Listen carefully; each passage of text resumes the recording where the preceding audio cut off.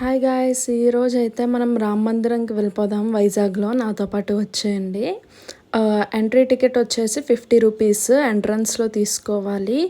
And left side మనకి చెప్పుల shops ఉంటాయి. అండ్ ఇది అంతా మనకి వే అనమాట. మనం నడుచుకొని వెళ్ళి అక్కడ దర్శనం చేసుకోవాలి.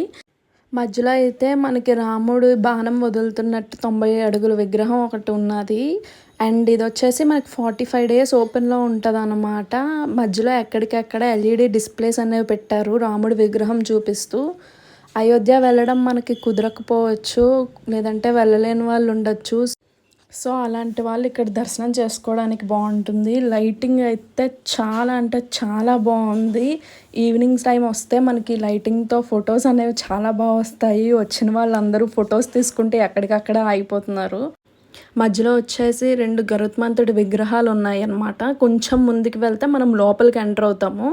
సో ఇదంతా లోపల వుడ్తో చెక్కారు, కానీ ఎంత కష్టపడి ఉంటారో ఇదంతా చేయడానికి. లోపల వీడియోస్ తీయడానికి ఎలా లేదు, సో నేను వీడియో తీయలేదు లోపల ఎలా ఉంటుంది అనేది. ఖచ్చితంగా ఇది చూడ్డానికి అయితే అందరూ వెళ్ళాలనే నేను చెప్తాను. ఇక్కడైతే అన్ని ప్రసాదం కౌంటర్లు అండ్ స్టాల్స్ అనేవి పెట్టారనమాట ఫుడ్ కోసం.